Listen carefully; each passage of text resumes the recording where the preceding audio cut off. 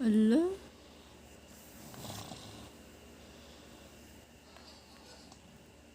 Laki naman ang nunal mo to.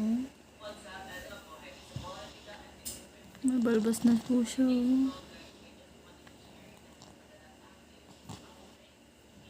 Kapag ng kilay ito.